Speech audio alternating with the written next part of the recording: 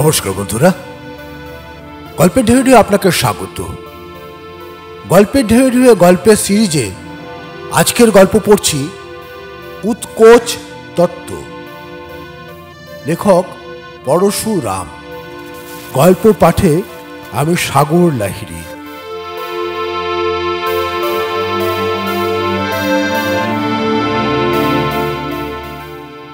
আজকের গল্প উৎকোচ তত্ত্ব। লেখক পরশুরাম।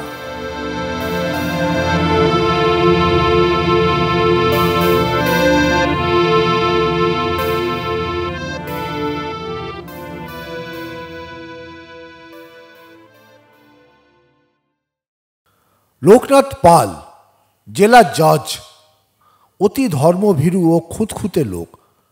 তিনি সর্বদা ভয় ভয় থাকেন পাছে ধূর্ত লোকে তাকে দিয়ে কোনো অন্যায় কাজ করিয়ে নেয়। 6 মাস পরেই তার অবসর নিতে হবে। জজিয়াতির শেষ পর্যন্ত যাতে দুর্নীতির লেশমাত্র তাকে স্পর্শ না করে সে সম্বন্ধে তিনি খুব সতর্ক। উৎকোচ তত্ত্ব বিষয়ক একটি গ্রন্থ রচনার ইচ্ছা তার আছে। সময় পেলেই তার জন্য তিনি একটি খাতায় নোট লিখে রাখেন। আজ রবিবার, অবসর আছে। সকালবেলা একতলায় তার অফিস ঘরে বসে লোকনাথ নোট লিখছেন।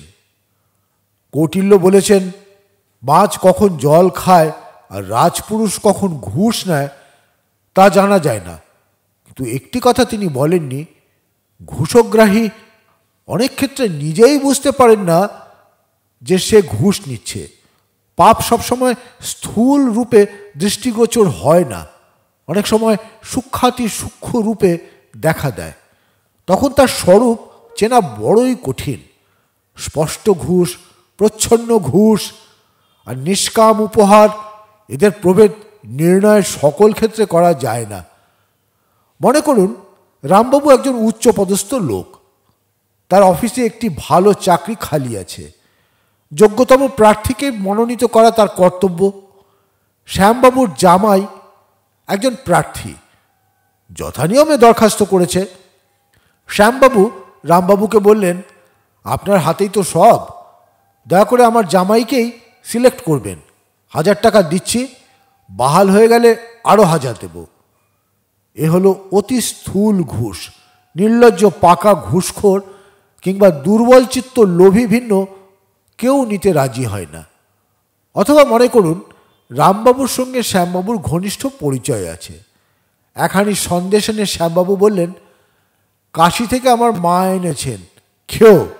আমার জামাইকে তো তুমি দেখেছ, অতি ভালো ছোকরা।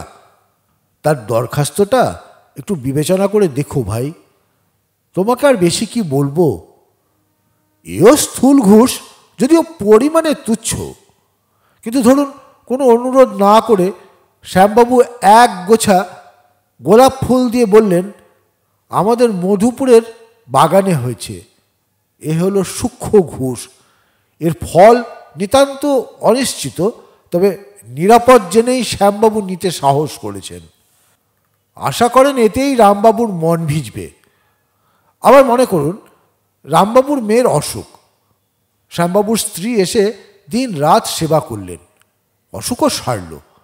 এক্ষেত্রে তার স্ত্রীর সেবা অনুচ্চারিত অনুরোধ, অর্থাৎ অতি সূক্ষ্ম ঘুষ হতে পারে, অথবা নিঃস্বার্থ পরোপকারও হতে পারে।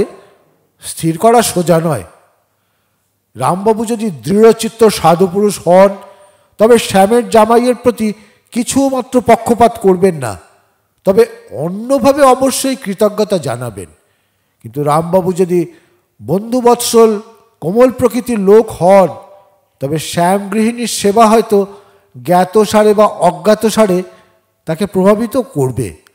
এছাড়া ব্যঙ্গয় ঘুষ আছে, যার আর্থিক মূল্য নেই, অর্থাৎ খোসামদ বা প্রশংসা নিপুণভাবে প্রয়োগ করলে বুদ্ধিমান সাধুলোকও এর দ্বারা প্রভাবিত হয়।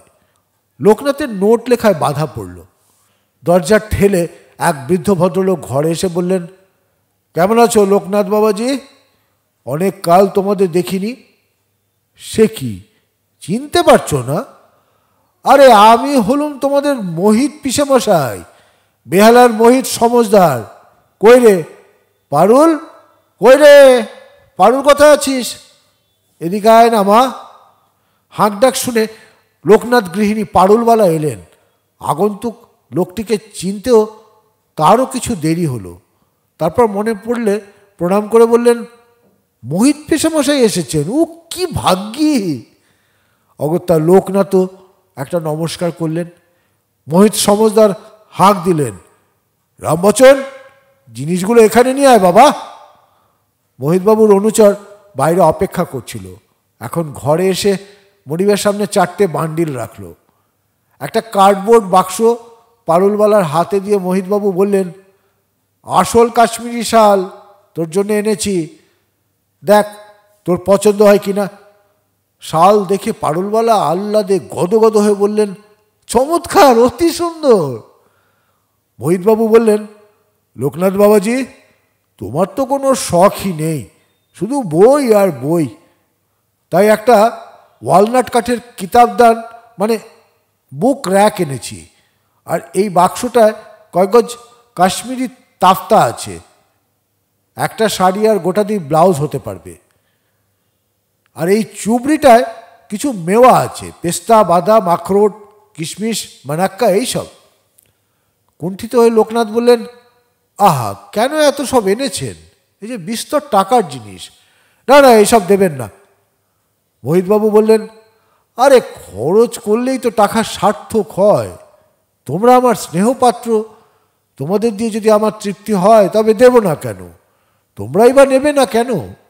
পারুলবালা বললেন, নেব বই কি পিসেমশাই, আপনার স্নেহের দান মাথায় করে নেব। তারপর এখন কোথা থেকে আসা হলো? দিল্লি থেকে? পিসিমাকে আনলেন না কেন? তিনি আর ছেলেমেয়েরা সব ভালো আছেন তো? সব ভালো। তাদের একদিন নিশ্চয়ই আনবো। অনেককাল পরে কলকাতা এলুম। বেহালার বাড়িখানা যাচ্ছে তাই নোংরা করে রেখেছে, একটু গোছানো হয়ে যাক, তারপর তোর পিসিকে নিয়ে একদিন আসবো। না না না, চাটা কিচ্ছু নয়, আমার এখন মরবার ফুরসত নেই, নানা জায়গায় ঘুরতে হবে। আর চললুম, ঝড়ের মতন এলুম আর গেলুম, তাই না? কিছু মনে করো না তোমরা, সুবিধে মতন আবার একদিন আসবো। পারুলবালাকে প্রশ্ন করে লোকনাথ জানলেন, মোহিতবাবু তার আসল পিসে নয়, পিসের ভাই। ছেলেবেলায় তার বাপের বাড়িতে আসল পিসের সঙ্গে তার এই ভাইও মাঝে মাঝে আসতেন, সেই সূত্রে পরিচয়। তারপর কালে ভদ্রে তার দেখা পাওয়া যেত। মোহিতবাবু নানা রকম কারবার ফেঁদেছিলেন, কোনোটারই এখন অস্তিত্ব নেই, কিন্তু সেজন্য তিনি ক্ষতিগ্রস্ত হয়েছেন মনে হয় না। তার অবস্থা ভালোই, বড় বড় লোকের সঙ্গে বন্ধুত্ব আছে। এখন তিনি কি করেন জানা নেই। লোকনাথ তার অফিস ঘরে বসে ভাবতে লাগলেন, মামার শালা পিসের ভাই, তার সঙ্গে সম্পর্ক নাই, মোহিতবাবুর স্নেহ হঠাৎ উঠলে উঠল কেন? বহুকাল আগে লোকনাথ তার শ্বশুর বাড়িতে এই কৃত্রিম পিসেমশাইটিকে দেখে থাকবেন, এটা এখন মনে পড়ে না। আপাতত মোহিতবাবুর কোনো দোষও ধরা যায় না। তিনি বহুমূল্য উপহার দিয়েছেন, কিন্তু কিছুই চাননি। হয়তো দিন দুই পরেই একটা অন্যায় অনুরোধ করে বসবেন। লোকনাথ তার পত্নীকে বললেন, দেখো, তোমার পিসেমশাইয়ের জিনিসগুলো এখন তুলে রাখো, হয়তো ফেরত দিতে হবে। ওইসব দামি দামি উপহারের জন্য অস্বস্তি বোধ করছি, তার মতলব বুঝতে পারছি না। পারুলবালা বললেন, মতলব আবার কি? আমাদের ভালোবাসেন তাই দিয়েছেন। উনি তোমার আত্মীয় নন, ওর নিজের ছেলে মেয়েও আছে, তবে হঠাৎ আমাদের ওপরে এত স্নেহ হলো কেন? খুদ ধরা তোমার স্বভাব, থাকলোই বা নিজের ছেলে মেয়ে, পরের ওপর কি টান হতে নেই? পিসেমশাই বড় লোক, উঁচু নজর, তিনি দামি জিনিস উপহার দেবেন, তাতে ভাববার কি আছে? তোমাকে তো ঘুষ দেননি। যাই হোক, তুমি এখন ওগুলো ব্যবহার করো না। পারুলবালা গরম হয়ে বললেন, কেন করবো না? অমন জিনিস তুমি কোনো দিন আমাকে দিয়েছ না? তুমি তার কদর জানো? পিসেমশাই যদি ভালোবেসে দিয়ে থাকেন তবে তুমি বাদ সাধবে কেন? আর দামি জিনিস তোমাকে তো দেননি, আমাকে দিয়েছেন। তুমি যে কাঠের র্যাকটা পেয়েছো সেটা না হয় ফেরত দিও। লোকনাথ চুপ করে গেলেন। দুদিন পরে মোহিতবাবু আবার এলেন। সঙ্গে তার পত্নী আসেননি, একজন অচেনা ভদ্রলোক এসেছেন। মোহিতবাবু বললেন, বাড়ির সব ভালো তো লোকনাথ? ইনি হচ্ছেন শ্রী গিরিধারীলাল পাচারি, মস্ত কারবারি লোক, আমার বিশিষ্ট বন্ধু। ইনি একটা প্রস্তাব নিয়ে এসেছেন। লোকনাথ ভাবলেন, এইবারে পিসের গোপন কথাটি প্রকাশ পাবে। জিজ্ঞাসা করলেন, কি প্রস্তাব? আচ্ছা বাবাজি, তোমার সার্ভিস শেষ হতে আর কত দেরি? এখন এক্সটেনশনে আছি, 6 মাস পরেই শেষ হবে। তারপর কি করবে স্থির করেছ? কিছুই করব না, লেখাপড়া নিয়ে থাকবো। হাত নেড়ে মোহিতবাবু বললেন, না না না, বসে থাকা ঠিক নয়। তোমার শরীর ভালোই আছে, মোটেই বুড়ো হওনি, তবে রোজগার করবে না কেন? শাস্ত্রে বলে, অজরাম রবত প্রাজ্ঞ বিদ্যা বিদ্যাম ধ্রঞ্চ চিন্তয়েত। তুমি হচ্ছ প্রাজ্ঞ লোক, অর্থ উপার্জনের সঙ্গেই বিদ্যা চর্চা করবে। যা বলেছি বেশ করে বিবেচনা করে দেখো বাবাজি। মোহিতবাবু তার মাথাটি এগিয়ে দিয়ে বিশ্বস্তভাবে নিম্নকণ্ঠে বললেন, এই গিরিধারীলাল পাচারিজি হচ্ছেন সিকিম স্টেটের মস্ত বড় কন্ট্রাক্টর। পশম, কম্বল, কাঠ, মৃগনাভি, বড় এলাচ, চিরেতা, মাখন, ঘি সব জিনিস ওখান থেকে এদিকে চালান দেন। আবার সুতি কাপড়, চাল, গম, তেল, চিনি, নুন, কেরোসিন প্রভৃতি ওখানে সাপ্লাই করেন। সিকিমের আমদানি রপ্তানি এরই হাতে। মহারাজও একে খুব খাতির করেন, নানা বিষয়ে পরামর্শ দেন। মহারাজ একে বলেছেন, বলুন না গিরিধারী বাবু, নিজেই বলুন না। গিরিধারী বললেন, শুনুন হুজুর, মহারাজ তার বড় আদালতের জন্য একজন চিফ জাজ চান। ওখানকার লোকেদের ওপর তার বিশ্বাস নেই, মনে করেন সবাই ঘুষখোর। ভালো লোকের খোঁজ নেবার ভার আমাকেই দিয়েছেন, তাই আমি মোহিতবাবুকে ধরেছিলাম। এর কাছে শুনেছি আপনি উপযুক্ত লোক, যেমন বিদ্বান বুদ্ধিমান, তেমনি ইমানদার সাধু পুরুষ। লোকনাথ বললেন, জজের দরকার থাকে তো সিকিম সরকার ভারত সরকারকে লিখলেন না কেন? মোহিতবাবু বললেন, লিখবেন লিখবেন, মহারাজ নিজে লোক স্থির করবেন, তারপর ইন্ডিয়া গভর্নমেন্টকে লিখবেন, অমুককে আমার পছন্দ, তাকেই পাঠানো হোক। কোনো বাজে লোক দিল্লি থেকে আসে তা তিনি চান না। খুব ভালো পোস্ট, 10 বছরের জন্যে পাকা, এখানকার হাইকোর্ট জজের চাইতে বেশি মাইনে, চমৎকার free quarters, free motor car, আরও নানা সুবিধে। তুমি যদি রাজি হও তবে গিরিধারীজি নিজে গিয়ে মহারাজকে বলবেন। লোকনাথ বললেন, আমি না ভেবে বলতে পারি না। ঠিক কথা, ভাববে বই কি, বেশ করে বিবেচনা করে দেখো, পারুলের সঙ্গেও পরামর্শ করো, অতি বুদ্ধিমতী মেয়ে। কিন্তু বেশি দেরি করো না, মহারাজ তাড়াতাড়ি ব্যাপারটা সেটেল করতে চান। ইনি আবার চায়না জাপান বেড়াতে যাবেন কি না। দিন কতক পরে আবার দেখা করব। লোকনাথের অস্বস্তি বেড়ে উঠল। তিনি আবার ভাবতে লাগলেন, এই পিসে মশাইটি অদ্ভুত লোক, কেবল অনুগ্রহই করছেন, এখন পর্যন্ত প্রতিদান কিছুই চাইলেন না। দেখা যাক, আবার যেদিন আসবেন সেদিন তার ঝুলি থেকে বেড়াল বার হয় কিনা। 2 সপ্তাহ পরে মোহিতবাবু একাই এলেন। এসেই ম্লান মুখে বললেন, গিরিধারী লালজি আসতে পারলেন না, তার মনটা বড়ই খারাপ হয়ে আছে। কি হয়েছে? আর বলো কেন, ভদ্রলোক মহা ফ্যাসাদে পড়েছেন। তার মেয়ের সম্বন্ধ পাকা হয়ে আছে রামশরণ পোদ্দারের ছেলে শিবশরণের সঙ্গে, কিন্তু শিবশরণের মাথার উপর খাড়া ঝুলছে, এখন বেলে খালাস আছে। ছোকরা এদিকে ভালোই, তবে বড়লোকের ছেলে, কুসঙ্গে পড়ে একটু চরিত্র দোষ ঘটেছিল। ব্যাপারটা কাগজে পড়ে থাকবে, প্রায় 8 মাস আগেকার ঘটনা। তবলাওয়ালা লেনে তিতলিবাই নাচওয়ালি থাকতো, তার কাছে শিবশরণ যেত, আরও 2-4 জন বন্ধুও যেত। দুপুরে রাতে তিতলি যখন বেহুশ হয়ে ঘুমোচ্ছিল, তখন কোনো লোক তার পিঠে ছোড়া মেরে পালিয়ে যায়। তিতলি বেঁচে আছে, কিন্তু খুবই জখম হয়েছে। পুলিশ শিবশরণকেই সন্দেহ করে চালান দেয়। আমাদের সকলেরই আশা ছিল যে শিবশরণ খালাস পাবে, কিন্তু সম্প্রতি ম্যাজিস্ট্রেট তাকে দায়রা সোপর্দ করেছেন। ভাবি জামাইয়ের এই বিপদে গিরিধারীলাল পাচারি অত্যন্ত দমে গেছেন। তার মেয়েও কান্নাকাটি করছে। তবে আমি বেশ ভালোই জানি যে ছোকরা একেবারে নির্দোষ। তার কোনো বন্ধুই এই কাজ করে সরে পড়েছে। লোকনাথের মুখ লাল হলো। বললেন, দেখুন, এ সম্বন্ধে আমাকে আর কোনো কথা বলবেন না। সেশনসে আমার কোর্টেই কেসটা আসবে। প্রকাণ্ড জিভ কেটে মোহিতবাবু বললেন, হ্যাঁ তাই নাকি? না না না না, তাহলে তোমাকে আর কিছুই বলা চলবে না। তবে গিরিধারীর জন্যে আমারও মনটা বড় খারাপ হয়ে আছে। আচ্ছা, মোকদ্দমাটা ভালোই ভালোই চুকে যাক। শিবশরণ খালাস পেলেই গিরিধারী বাবু নিশ্চিন্ত হয়ে সিকিম রওনা দেবেন। বসো বাবাজি, চললুম।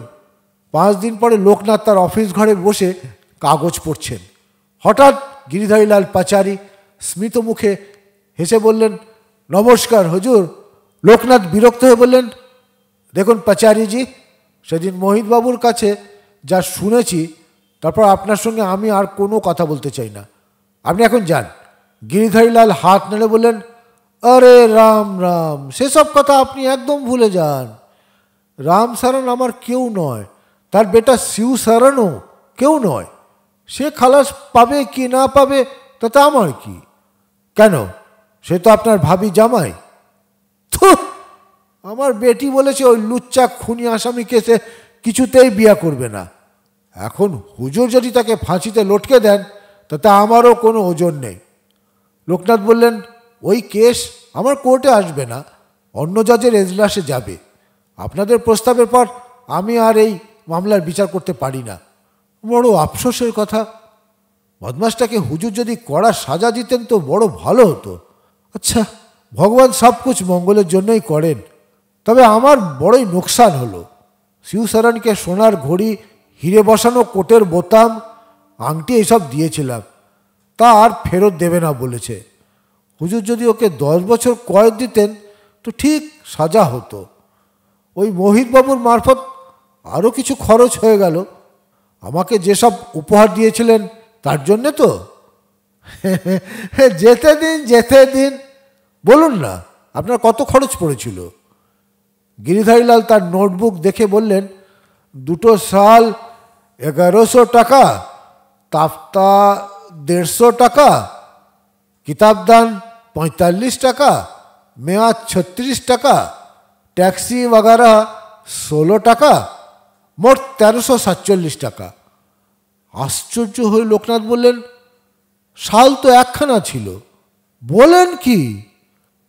একটা আপনার আর একটা শ্রীমতীজির জন্য কিনবার কথা।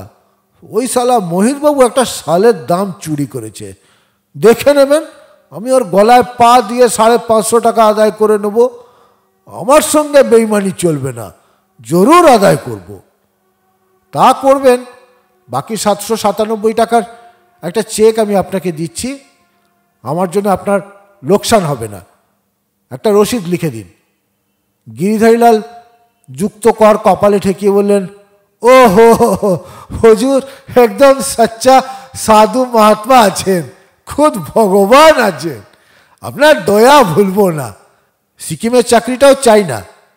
গিরিধারীলাল পাচারি সলজ্জ প্রসন্ন মুখে দন্ত বিকাশ করে বললেন, চেক দিয়ে পাচারিজি প্রস্থান করলেন। লোকনাথের গ্লানি দূর হলো। তিনি সৎসাহে উৎকোচ তত্ত্ব রচনায় মনোনিবেশ করলেন।